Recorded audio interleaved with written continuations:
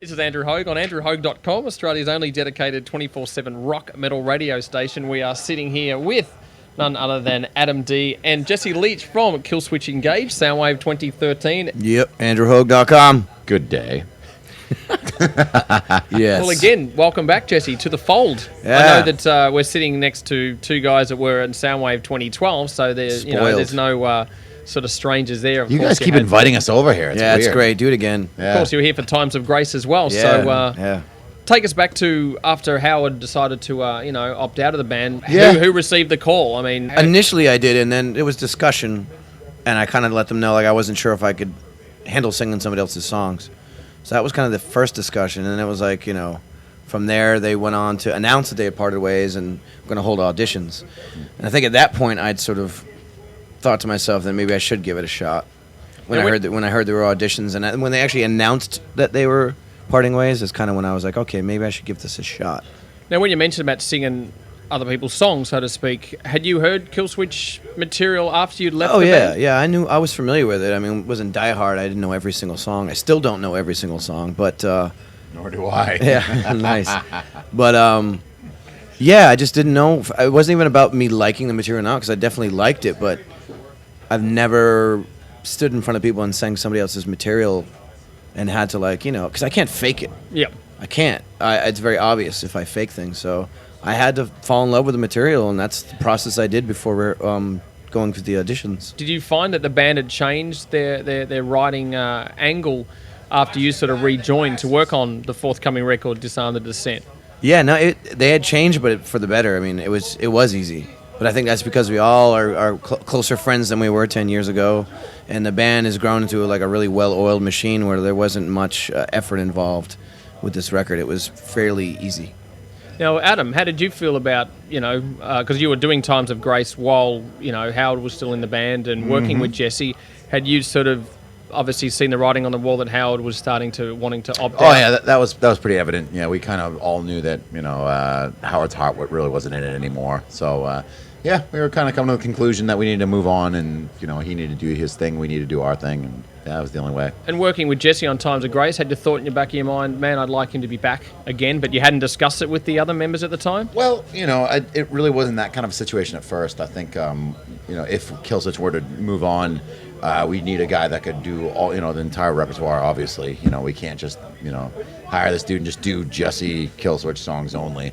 So it wasn't really a no-brainer at first. We were like, let's just try out some people, see what glues, if anything. And if something feels good, we'll go with it. If not, then maybe we'll just jog off. I know, Jesse, we spoke a few years ago around the Times of Grace record, and we talked about, you being out of KILLSWITCH, and you sort of took a break from heavy music for a while, and obviously did the Seamless band, and actually even a lot more light sort of, for a better word, folky sort of stuff, or acoustic stuff. Yeah. I know that you were working on, and it kind of got the sense that you'd sort of exercised the heaviness sort of out of your musical palette for a time being, just to sort of smooth things out. But how do you feel now doing both Times of Grace and KILLSWITCH, because both are relatively heavy with, of course, a lot of melody? Yeah. Are you still working on other outlets to create some balance? I still have another band called The Empire Shall Fall, which is still heavy too. But I think the elements that do help balance it out is the melody, is the fact that we're doing different styles of things. And then on my own, I'm always jamming on something that's definitely not metal. Like when I go to write music, or when I go to pick up a guitar or get behind a drum set, I'm not a metal guy at all. I really enjoy droney, psychedelic, rock and roll, like really loose stuff, very dreamscapey, sort of shoegazy stuff. So whenever I get around instruments, I'll just pick up a guitar and start playing some really mellow stuff. And I'm not great at it, but it's meditative for me. It just gets me in a nice state of mind. Now, being back in the band, of course, people are always going to have their opinions on which singer they prefer, the Brian Johnson, Bob Scott syndrome. Always. Obviously, there's diehard fans that are like, Jesse's back and blah, blah, blah, and there's fans that probably still prefer Howard. Yeah, that are not stoked at all, yeah. So how are you finding the reaction since you got back into KILLSWITCH and get into the sort of KILLSWITCH mindset somewhat as well? It's been good, but, I've forced myself to not pay attention, because I know why I'm doing it. I believe in what I'm doing. I'm having a great time with my friends, and we're all doing it for the right reason. So the best thing to do is ignore what's being said on the internet, ignore, the hype, whether it's good or bad. I don't want to know. I really don't. Yep. It's nice to hear that people dig it, but I think if you listen to and read into people's praises too much, you can start to let it go to your head, and I think it's really dangerous. So it's a You, balance of being confident and being humble at the same time. What's an internet? I never look at it. Yeah, it's so terrible. People probably trash me on the internet, but it's okay. I think everyone gets It trapped. doesn't matter. Doesn't matter how big you are. Now, well, let's talk to you, Adam, about, of course, very steeped in the world of producing bands as well, working with lots and lots of bands. You know, the kind of topic I've found over the time I've spoken to bands on this festival is that the scene is pretty oversaturated. When bands hit you up to work on a record, I mean, is it a matter of having to like what they're doing before you work with them? You always have to find something about the band that you think is a good quality, because, you know, you want to exploit their good qualities, you know. But if they suck at what they do, then, you know, well, you can't polish a turd, you know.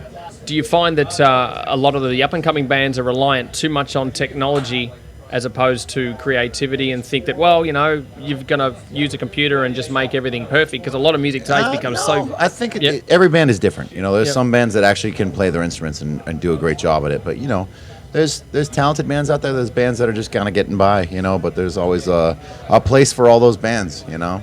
And what advice, I guess, you can give for up-and-coming bands? Because, of course, you're a musician yourself and a producer in your own right as well, very highly credited. So you've got, you know, the gift of the gab, and you obviously have a good ear and understanding of all forms of sort of the business, from producing and being a musician. Tips? Honest, just do your thing. Believe in what you do, and, you know, drink some powder drinks, do some push-ups, keep your cardio up, and, yeah, you know, keep it going. Well, let's talk about the new record, getting back writing KILLSWITCH. I mean, did you get involved into the sort of band's shit filter, so to speak, and said, no, I don't like that part? No, not at all. No, the record was pretty much done, and then even when I listened to it, I wouldn't have changed a thing. Yep. So it's as it sounded when I joined. So great. So that's been, how long was it sort of written before you'd sort of been in? I mean, how long, Adam, had you had it on the back burner? We started writing it, oh man, probably like 4 or 5 months prior to when we started recording. So what's that? Late 2011, early 2012. Yeah. And when is a good KILLSWITCH song done? As Elijah would say, when's a record done? I mean, when do you all just sit there and go, this is it? When I say that's good enough. Yeah, it's pretty much. So if we're all stoked on it, he's the last guy to sign off on it, because he's the producer. So if he's not stoked, something's going to change. Or at least, you know, we'll give it a shot. Like vocally, that's the thing, you have to say good enough, too. Yeah, vocally, too, it's great, because, you know, if things aren't perfect, he'll ask me to do a few things, and if I really feel strongly about something, he's willing to, like, compromise, which I think is any good producer should do.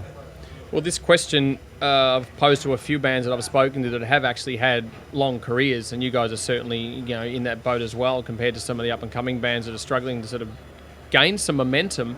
What is the future for, you know, heavy music and its longevity? Because people talk about, you know, eventually when the Metallicas decide to call it a day, and Maiden, and, you know... Heavy music will always be around, I think. As long as there's civil unrest, as long as there's disaffected youth, it'll always be.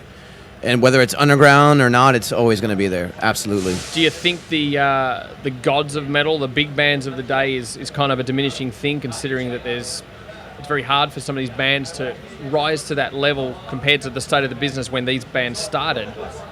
It's hard to say. Because I still think there are bands like, for example, Mastodon, I think is one of the ones that have kind of gotten to that status. And whenever they play a show, they do really well. And they're humble guys for the most part. Yep. So, like... Yep. I don't know. It's hard to say. I think there'll still be bands that are going to be bigger than others, but gods, you know, as far as people who live lavishly like rock stars, yeah, maybe those days are over. Well, we can get you guys to choose a new track from the record. Do we have to? I'd say The New Awakening. Play that stuff. That's a good song. And for you, Adam, you can choose one of your favorite KILLSWITCH tracks from the entire back catalogue. None of them are my favorites. You can just play... the worst. What is the worst KILLSWITCH song that you wish wasn't on a record? The worst song. Wow, that's a really hard... There's a lot of bad ones. I don't know. You can pick anything. It's fine. All right, thanks for joining us on AndrewHaug.com. Jesse and Adam D from KILLSWITCH Engage. All the best with the new record. Thanks, and keep it heavy. Awesome. Thanks, dude. Cheers. Later.